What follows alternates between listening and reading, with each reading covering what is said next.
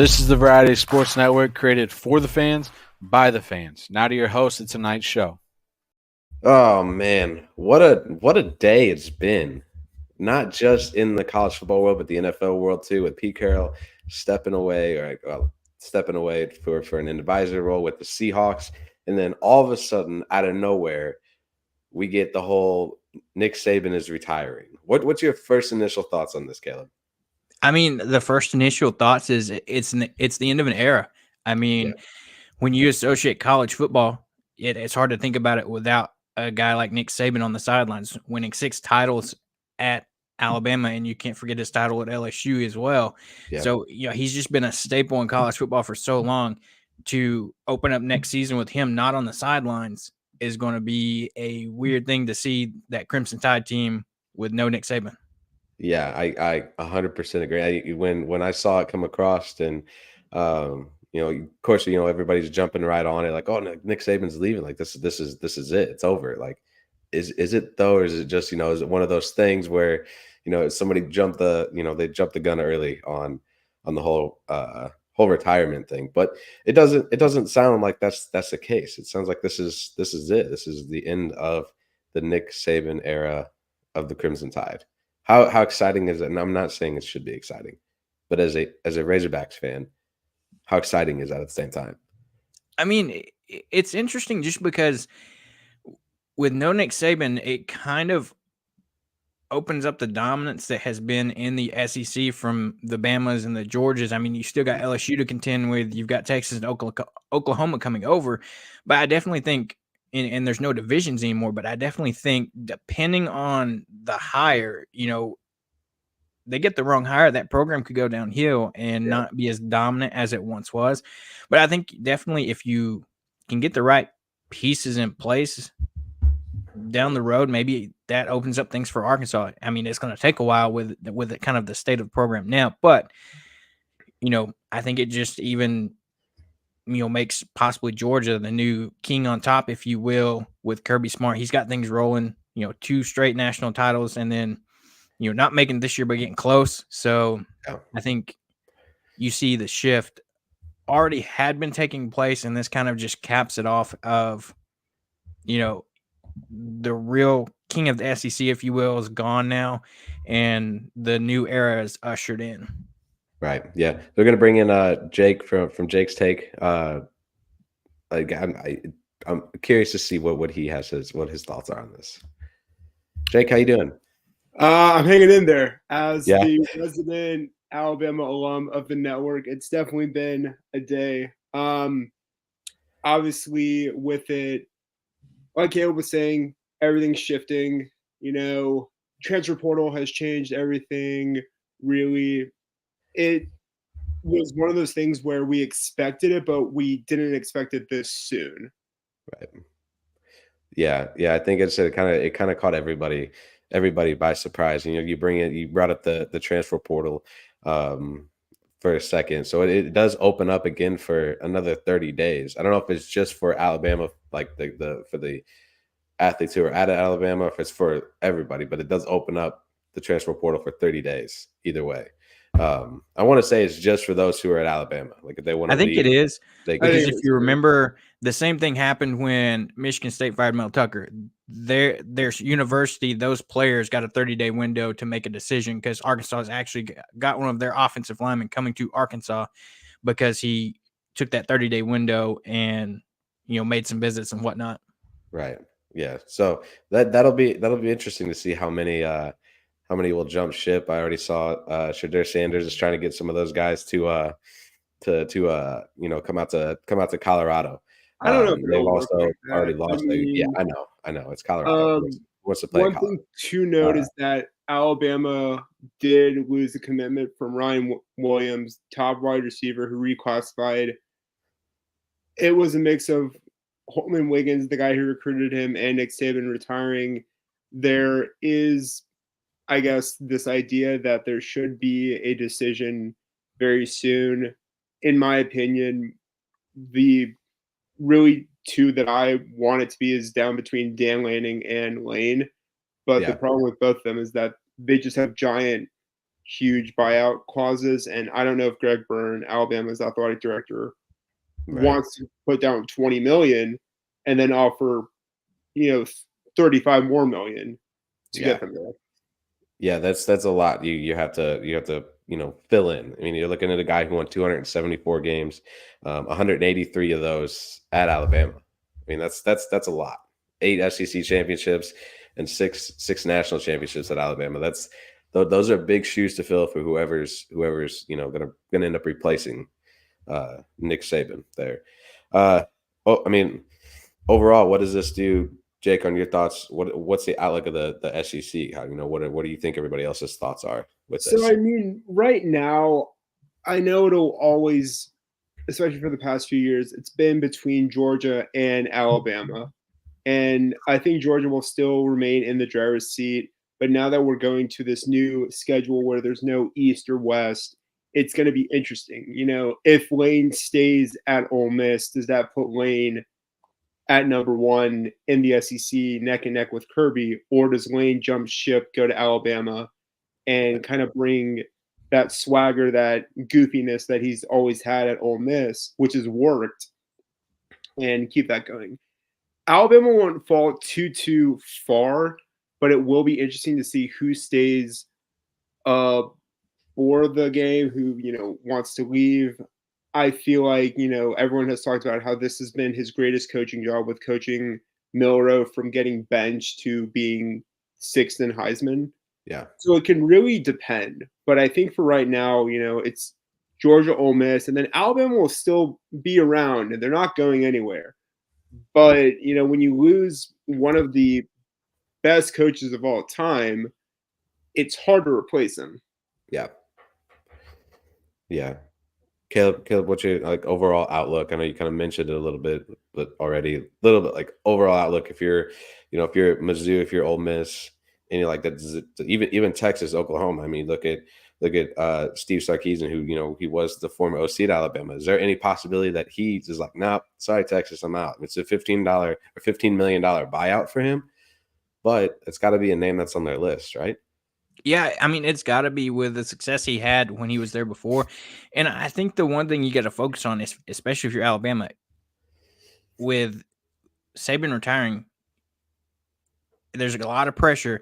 You've got to hit on this hire, because whoever comes in after him is going to have an extreme, in my opinion, shoes to fill and a weight, just because they're coming in and replacing one of possibly the best in college football. And, you come in and you can't have a, I would say more than 2-loss season, then people are not going to be happy with what they've had in the past few years. But definitely when you're talking about like a Mizzou or an Ole Miss or teams like that, or even Texas, if Sarkisian stays, that, like Jake was saying, that opens up a lot of things. Like, Georgia's still going to be up there, but that opens up for Texas to possibly come in and contend if they keep their pieces right. Lane's got some things going on at Ole Miss. If he keeps pieces there and he stays, they're right up there too. So you almost see a change of the guard, if you will, with Georgia still remaining, but that other number 2 team that's going to kind of be the dominant team that's always up there with Georgia. Yeah. Jake, what's your thoughts on who where do you think they're coaching? Where do they search? For Alabama, I mean, you got to look at your former assistants. What Saban was able to do with Stark and Lane is unheard of. Lane was fired at the tarmac. Sark was in rehab pretty much. And they came to Alabama, and Nick Saban gave them a second chance. I remember when Lane was hired, and everyone at Alabama was just so confused and so concerned of, oh my gosh, what is he going to do? And it turned out to be one of the best hires. So I think with it, you got to look at former assistant coaches. Kirby's off the table. He's not going to leave Georgia. The only way he's leaving Georgia is if he has to retire or he decides he wants to go into another career, but it's a little late for him to do that because he's good at coaching. Mm-hmm. So you start with those assistants. I've heard there's talk about Mike Norvell. I doubt he would come. I mean, he's turned Florida State into a great contender, and he's still probably mad about how FSU was left out of the playoffs. So I doubt he would go for the team that bounced him. I've also heard, Dabo's from Alabama, but Dabo's also so up and down when it comes to how he handles certain things. But I would like to see how he can develop Milroe. I mean, he did a great job with Deshaun and a great job with Trevor Lawrence. But I think right now you have to start with the former assistant coaches. Maybe you try and bring back Mike Locksley from Maryland. Maybe you see what happens with Dan Lanning or Glenn Schumann, but I don't think Kirby would let Glenn Schumann leave Georgia that easily. Right. So you've got a few choices, but I also think that from what I'm hearing is that they're zeroed in on Dan Lanning. Yeah. That's some of the things I've seen too. And it's a $20 million buyout there for Dan Lanning. But there's another name that I saw come across the board, and with the question mark with the New England Patriots is Bill O'Brien. Absolutely not. Never again. From all the things that I saw about Bill O'Brien, especially recently with how he told Jalen Milroe that he would never be a quarterback. And if you're trying to bring him in and be that head coach, that just is going to cause a really bad barrier between your head coach and your quarterback.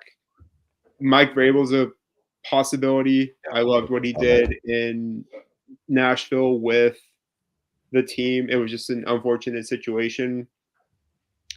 I mean, we just heard the news about Pete Carroll, who is stepping down as coach. Pete Carroll was amazing at USC. Yes, it was so many years ago where most of our listeners probably don't remember Pete Carroll at USC, but maybe that's an option. So I could see Alabama going the route of an NFL coach, but Bill O'Brien at Alabama would just destroy so many Alabama fans. Yeah. Caleb, what's your initial thoughts on that? Yeah, I mean, I agree with Jake. Just the way, those comments have came out about what he said about Milroe, I don't think it's a smart move, if you will, because he's coming back. He's made his intentions. I think if you did bring him in, he's a guy that it wouldn't surprise me if they announced Bill O'Brien and then Milroe's like, okay, I'm leaving if that's the case. But I don't see them going that route personally. I mean, like you said, that hot name Dan Lanning would be interesting if they want to ante up the money. Mm-hmm. If they want their guy, I'm sure they're going to do whatever it takes to go out there and get him. And so it'd be interesting to see what would happen in that situation of you've got Milroe or Dan Lanning and they're trying to compete with Oregon, that buyout. And you also got to think Oregon with their relationship, they've got that Nike money too. So yeah. I think Oregon, Oregon's at a point where I don't know if they're ready to kind of move on. If he was to, if he was to get offered the job at Alabama, what's Oregon going to do then? Who are they going to go after? Who are they going to chase? Who are they going to, they're going to try to up the money for Lanning and keep him in Oregon. And there's a lot that could fall into place with, I mean, there's a lot that's going to happen with Nick Saban retiring today. So there's a lot of question marks on where things are going. So if Dan Lanning does end up getting the job with the Crimson Tide,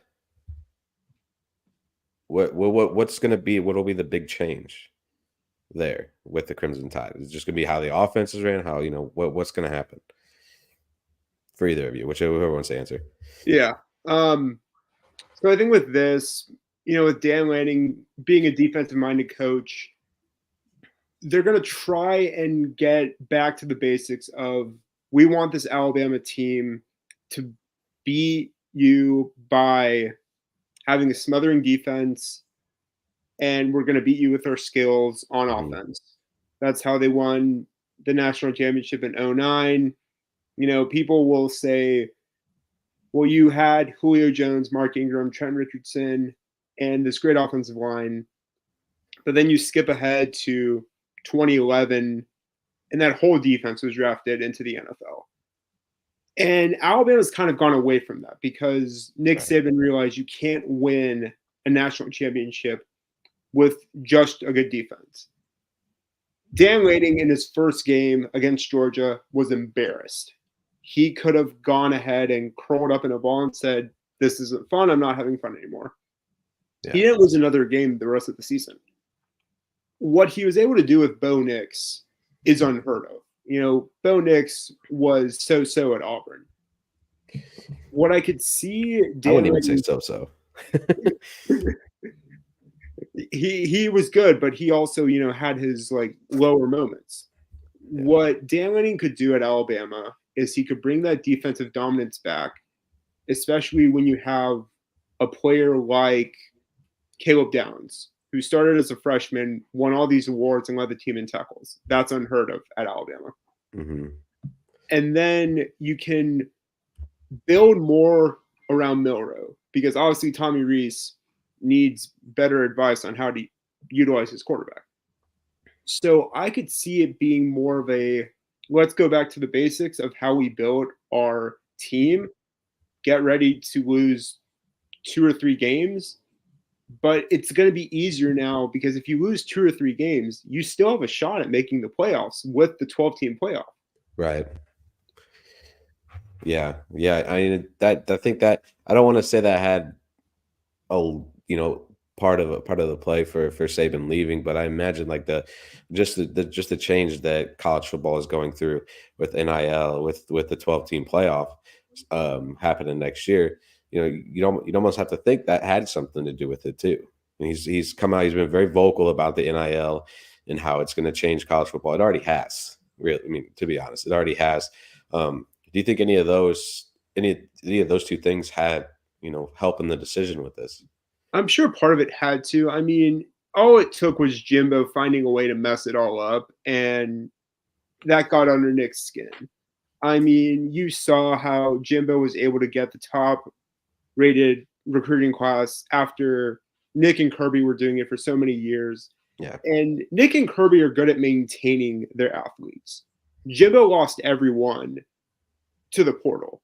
So I think that's when Nick Saban said, all right, well, I don't want to deal with this anymore, because when we were all growing up and you get an offer to go somewhere for college, you think, okay, what's my best opportunity to go pro? What's the best opportunity to give me an education and all these other things? Or what's the best opportunity for playing time? Now it comes down to, well, what place is going to give me the most money? Or what place is in a good part of the state and has a lot of pull? And, when you're recruiting someone, you kind of look down at it and say, well, I'm just trying to recruit you to come to this college and grow as a person. And that's how Nick Saban got people. It's that I'm going to make you NFL ready. I'm going to help you grow as a player, grow as a man. And then anything else you do will be great. Now it's I want to help you grow as a man, but now you're asking me for $500,000. And why would I give an 18-year-old $500,000? Yeah. Caleb, you got any thoughts on this? Yeah, I mean, I agree. I think that's had part to do with the decision that, led to him retiring is, dealing with some of that. And because, I mean, I would pose the question, I mean, it had to be something along the lines of that, because why, if you look at it in another sense, why would he kind of retire on not necessarily a low, but not the best result to the season, right, and not try to come back and win it next year after some struggles this year? Like you said, that coaching job he did with Milroe, give him an off season with him, bring other pieces in. Could he come back and contend next year? So I think that has to do with why he did decide to retire, is, partially dealing with the NIL and how the landscape of football is going, and possibly the look of the 12-team playoff. I mean, you're going from, you have the 4 to you're opening it wide open to where you can have, possibly multiple schools from the same conference. Yeah. Even some of these, smaller schools, like you think you're Like Tulane and Tulane Liberty. or like Liberty that went undefeated this year, but they didn't play anybody, and then they got destroyed in the bowl game. Right. You know, and if you bring those type of teams into the playoff because they went undefeated, and you know, if you're going off of their schedule and their results, and then that's not going to bring in good views and viewership for, you know, these big time playoff games. Mm-hmm. Yeah. So Jake, you brought up the first round picks and being NFL ready is what Nick Saban's vision for a recruit coming into Alabama. So he had 44, and I'll give credit to Dylan for sending this picture to us all earlier. But 44 first round picks in Nick Saban's coaching tenure at Alabama, only 29 losses. So that's a big difference. And you look at that as outside of the money thing. You're looking at a coaching staff, a head coach who is going to get you NFL ready, who's going to be there, throughout your whole 4, 5, 6 years, however long you're going to be there. That shows a lot right there. How much Nick Saban means to Alabama and the Crimson Tide. And I mean, with this too, you're not including Derrick Henry, who was a second round pick, who is one of the top backs of this decade. And yes, I know there are the questions about, well, what about the quarterbacks there too? And I mean, Tua is figuring things out. Jalen has had an up and down season. Obviously, I know Mac Jones, that situation isn't the best. And Bryce Young got thrown into the worst possible rebuild possible. So, but you look at those other picks too, and you look at players such as Amari Cooper, or you look at literally so many running backs or defensive players, and they're consistently being all pros. And he was able to sell these, 17, 18-year-olds on, if you come play with me, I'll make you an all pro. Right. And then, Dabo started doing that. Kirby started doing that. And that's why you see the NFL dominated by Alabama players, Clemson players, and Georgia players. And now with this, you have to wonder what's the approach going to be for the next coach. Because if Dan Lanning comes in here and he says, oh, well, my approach is going to be that Alabama gave me all these players, he can't really say that because he worked there for a little bit, but he didn't develop the players the way Saban did. Right. Yeah. Yeah. I mean, there's going to be a lot that's going to change. You bring in a new coach, new culture. Why not? What's the chances that Alabama isn't successful the first year under whoever is the new head coach? Caleb? I think it's going to be one of those things where you've got to remember it's a new guy coming in. It's not Nick Saban, but also this is Alabama. Depending on what happens with the portal, if some of these guys stay, it's still a very similar roster to what Saban had. So if he doesn't have success, then I think a lot of people are going to start saying, creeping in really early under just even one season, was this necessarily the right hire? I think, like I said before, there's going to be an immense amount of pressure and big shoes to fill for whoever comes in. And I think they're going to have to handle, that pressure and being looked at under a microscope because you are coming in and following one of the greats. Yeah. Jake, you have any thoughts on, what that'll be like if they're not, if Alabama's not successful within the first season or even 2 seasons? See, here's the thing that I have to look at, and I'm entirely with Caleb. These are huge shoes to fill, but a lot of these fans who are Alabama fans now, who started following when Nick Saban came, don't remember the years where Alabama wasn't good. Right. When I was a little kid, there was this time where Alabama went through multiple coaches super quickly, and then they found one good coach, and then he said, oh yeah, I'm going to go to Texas A&M. And then it was just kind of more and more of the same. And then they landed on Nick Saban. I'm not saying that they're going to, have a losing season right away, but the days where, you expect Alabama to steamroll opponents, that's going to change. So if you have a lot more closer wins, that's okay because they're figuring it out. But Caleb has a point. People are going to say, oh, well, if you have some issues here, is this the right coach? It takes time. In Nick Saban's first year, he did not win 10 games. He didn't win 10 plus games until his second year. And then later on, it took him a while to be great. I mean, Kirby did the same thing too. He didn't have a good start. How many people said, oh, well, is Kirby the right coach? Probably so many. And so forth and so forth. Same with Dabo. Same with Sark. So it just definitely takes some time for them to kind of get used to. Mm-hmm. Yeah, it'll be I wouldn't say it's just gonna be fun too to see what happens. What's gonna happen. With the coaching carousel. Like if Lane Kiffin leaves, for example, Lane Kiffin leaves Ole Miss, well, who's gonna fill in that spot, and who's gonna fill in the spot left by whoever's going to Ole Miss? It's just that whole jump around, bounce around, and this isn't even talking about the possibility of Jim Harbaugh leaving Michigan. Like there's a whole bunch that could still. I mean, even Ryan. I don't want to throw Ryan Day's name into an SEC team yet, but he seems like he wants to be an SEC coach at the same time. Is that a possibility? State, though? Huh? Would he leave Ohio State though? From what he's built, I don't know. I don't think so. They're pulling in a pretty solid transfer portal recruits right now. So I don't know. I don't imagine that, especially if Harbaugh leaves, because that would be his opportunity to jump on the Big Ten. Agreed.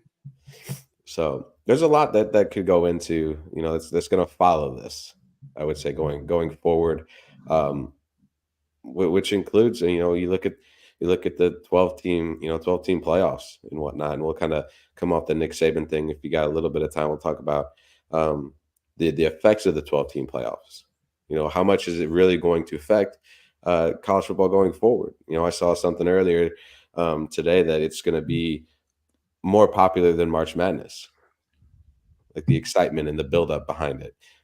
Is that something you would agree to, Caleb? Yeah, real quick before we switch that, another name. Here's an interesting name that would be surprising, but it was surprising when he left before. Yeah. What about Lincoln Riley?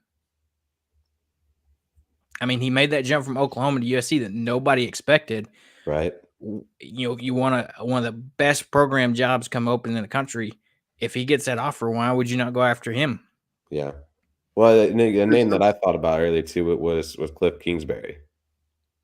I don't know how if that would be a good spot for him, but it's obviously a guy who would probably take his opportunity to get back into college football. Well, you think about Alabama's athletic director and Greg Byrne, and when he hired their basketball coach, Nate Oates, almost 5 years ago, which is really weird for me to say, it was one of those things where it was down between Rick Pitino and Nate Oates. And I really thought they were going to go after Rick Pitino. I thought, here's the guy. He has been successful. He's a well-known coach. No, absolutely not. Urban is not allowed to be anywhere near Alabama. If he is, someone poke him with a stick. And then Nate Oates built up Alabama basketball to where he has multiple first-round picks, makes it to the Sweet 16, SEC champs. So with Greg Byrne, he's not afraid to make an under-the-radar hire and make it work. But this is different than basketball because you have to replace the greatest college football coach of all time. Yeah. Caleb? Yeah, I mean, that's one of those things, like, yeah, you could go that, route of under the radar hire. I mean, whenever it's a little bit different, but you got to think the move Alabama made coming, say, after Saban, after an unsuccessful career in the NFL with one season, even though he had that championship at LSU, you got to look at something like that. And, that brings up different names that you think of. And so I think it's one of those interesting things. It could be, they could come out of left field and, it could be none of these guys we're talking about because it's somebody maybe Saban's had his mind on, and I'm sure he's going to have a big hand in picking whoever succeeds him. Oh, absolutely. Yeah. And you've got to think, if he probably knew this season was going to be his last retiring now, you got to think that it just wasn't I'm going to decide this after the season goes. He probably kind of was thinking about it, before this season, and, is this going to be my last year? And with that, probably already, in a sense, making a list of, well, who kind of do I want to come in and succeed this program I built, or the house that I built, if you will. Mm-hmm. And you got to think that they probably know who they're going after, and it's just going to take that, going through that process and seeing what happens. Yeah. There'll be there's going to be a lot that's going to come in hand. And you get a little comment here. The Saban for sure is going to have, obviously. I mean, I don't see how he should have a word in who becomes the next head coach for the Alabama Crimson Tide. Again, we'll bring up the 12-team playoff thing. Obviously after a successful, another college football playoffs, it goes to 12 teams. How exciting is it going to be to see an expanded playoff? I think it's going to be interesting for sure, because with the way of the layout, more teams, you got to think teams are going to be playing more games. Additionally, so, after this first season, do you see a result in maybe trying to lessen the regular season game, since you're adding, multiple games additionally after a full season, when you're thinking about health of players? I mean, that's been a big topic with the NFL, with how they expanded everything with playing a full season. Then you got the playoffs with the health of players. So I think that it's going to be interesting to see. But I think, like you said, this first season, it's going to be super exciting. Almost like you said, that March Madness feel of, we're going to have all these teams in here, and it may not be your staple teams like we've seen in the past of your Georgia, your Alabama, or your Clemson. You could have other teams like, you saw this season, Washington, or teams like that aren't normally in playoff or big bowl games like that, making their way into this 12-team playoff. Mm-hmm. Yeah. Jake, you have any quick thoughts on it? I mean, I'm excited for it. My biggest takeaway from the 12-team playoff is that it's like having a first-round home game. You give students and fans another opportunity to be in the Tuscaloosa's, the Athens, or the Bedlams of the world. Now, obviously, that's not me saying that Oklahoma State's going to make the playoffs, because obviously we saw how they performed last year. But with this, it gives another chance for fans to have a game in December. And that wasn't guaranteed before. It was all right, if you win in November, cool. If not, then bye. Now you get this opportunity for more games.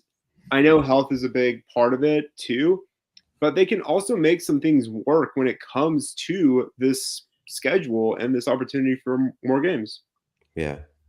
We'll welcome Jordan into the show here for a little bit longer, and then we'll head out. Jordan, what's your initial thoughts on hearing Nick Saban's retiring, and Alabama's going to have a new head coach next year? You're muted right now, actually.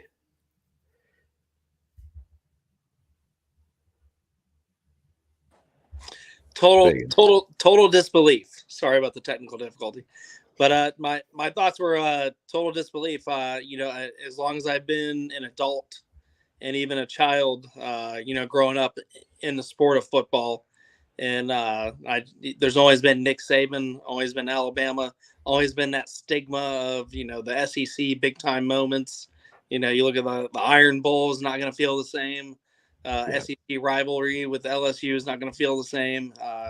It's definitely a weird feeling, but life does move on. But both as a fan, as a coach myself, I was privileged enough to play for the Navy and the Marine Corps as a player and in high school and moving forward. It's somebody I want to definitely model my game as a high school coach next season, and just kind of win the locker room. But definitely Nick Saban. Just what a legend. I believe 9 appearances, if I'm wrong, 6 wins for the BCS title.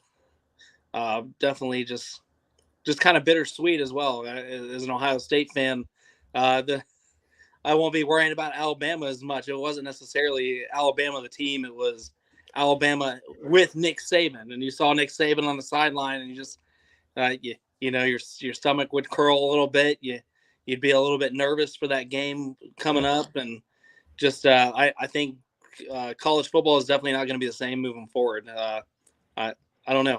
I hope it doesn't have such a negative impact for Alabama and the SEC, but definitely I don't think anybody's going to fill those shoes anytime soon. It's kind of like Bob Knight moving on from Indiana. Back in the day, I just I don't know. My heart's broken. I'm glad for the Saban family. Maybe he can spend some time back at home, do things that he wants to do, get on the golf course. I definitely think we'll see him in the commentary room with one network. My guess would be probably next to Tim Tebow, one of his rivals on the SEC network, covering some games. I think that'll be an interesting dynamic to see moving forward. But definitely excited, heartbroken, and just astounded. You've been there that long. He's been in college football. He has his imprint in both professional football as well. Definitely a sore day for the sport moving forward. Yeah, I know. You bring up the TV appearance, and whatnot, and everything like that. I heard he possibly might be a replacement for Lee Corso going forward. Oh, and that would nothing for sure, but a lot of changes. Yeah, nothing for sure on that end. But you see it happen all the time. I mean, you got Tom Brady jumping into the booth next year, so it makes sense for Saban to go that route. Just to stay within the realm of college football. What's it? And this is just a thought that came to my head. What's the chances he joins the college football playoff committee, like that side of things? Oh, without a doubt, I think he does. There's no question in my mind. Like I said, absolute legend, one of the biggest winners in college football in history. I think it would be almost criminal for him not to be a part of it, or not to be a part of some association, especially with the new format rolling out next year. Yeah, and even the format maybe even going bigger, because we all know it's not going to stop there. They're going to try to eliminate, at least in my mind, they're going to try to eliminate the nonsensical bowls / opt-outs and stuff like that, and I think we'll see almost a full-scale NFL playoff with big-time conferences kind of moving forward. But it's definitely a big transition. I think you got to have Nick Saban, at least Nick Saban's ear on how things should move forward, especially with the SEC expanding super conferences. Big Ten adding more West Coast style teams into it. SEC adding, Texas and Oklahoma are going to be part of the big boys next year. So, I think he's going to be involved in some capacity in some way. I don't think you can not have Nick Saban involved in something that big, right? Especially with NIL and how things are panning out for what's almost professional football in college. It basically is at this point. I mean, you're paying kids, you're paying them to play. So yeah, it's basically just semi-pro football at this point. Caleb, do you think it's just something that Saban will do? Oh yeah, I 100% agree with Jordan. It's with college football and big decisions around the sport, and with the teams and the playoffs and whatnot, you can't not have him. With all of his experience and success, not be in that room, or like Jordan said, any type of involvement. You think he's got to be there with just his reputation, his success. He's earned it, and I think it's one of those things where, like Jordan said, it's criminal if he's not included in those types of situations, especially revolving college football and the format, even more expansion, or how the playoffs evolve over the next few years. Yeah. I agree with both of you on that. Jake, do you have any thoughts on that? Who said? It's like Nick Saban joining some kind of college football playoff committee, or anything on that order. Honestly, I mean, we've seen him on College Game Day. He seems to provide a great insight there.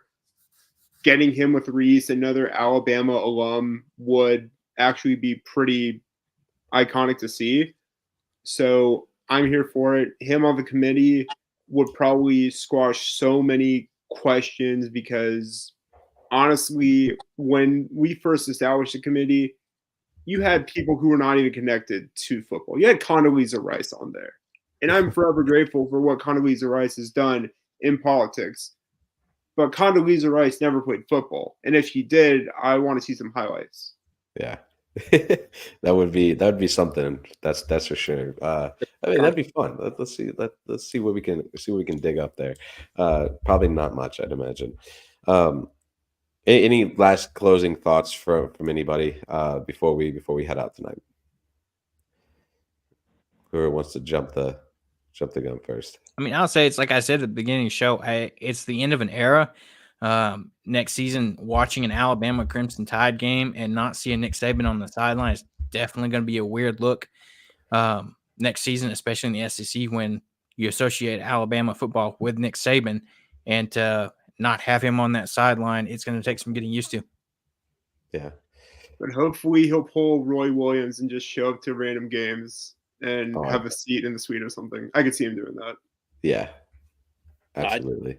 There's always going to be a seat for Nick Saban at any Alabama game from now to the end of time. I definitely believe that. I guess my final thoughts are kind of what I harped on. And sorry, I got on late in the show. Work's been a lot, but I think my final thoughts are kind of, the SEC kind of loses an icon, but the media on the other side, because I think he'll definitely make appearances all around. ESPN, FSN, everybody, CBS, ABC, they're all calling for him. So I would definitely, I think what the college game loses, the media and attention and the pre-shows and kind of stuff of that nature is definitely going to gain. And I think SEC is going to be able to use them as a big time ear.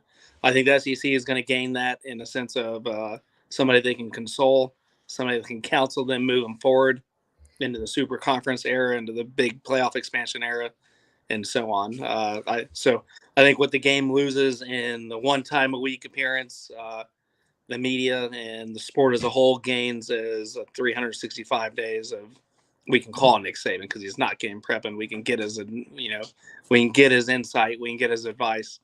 And who knows, never say never. Urban Meyer left Florida and arrived at Ohio State, and you might get a rest. He might get tired of the back nine a couple days a week, and he might get the itch again. Maybe he goes to a different school, but only time will tell. Michael Jordan come out of retirement. We've seen it time and time again. Tom Brady was never really done there for a while. So it'll be an interesting story kind of unfolds, and we as a sports network here on Variety, we're definitely going to be following it and definitely going to be tracking it. It's definitely going to be something. Yeah, it's going to be fun. Again with Harbaugh leaving, and all that other. Well, not saying he's leaving. Shouldn't have said that. Who knows? But there's a chance of it. You never know. Maybe you'll see Nick Saban in a Michigan Wolverine sideline one day. I'm kidding. Hopefully that's not the case for you, Jordan. But hey, thanks for tuning in tonight with us at this Nick Saban retirement special here for the Saturday Showdown right here on Variety Sports Network. Make sure you check out Home Field. Make sure you check out Woo Pig Weekly, Jake's Take, and I believe Jordan's going to be on Sunday morning tailgate this week. I'll be back on the gridiron for the 10th and the gridiron. We'll be popping it this week. Awesome. Well, sounds good. Hey, yeah, make sure you hit that. Do what you do with everybody else. All the other stuff, you know what to do. It's old by now. Just do it. So we'll see you next time. Thanks for tuning in.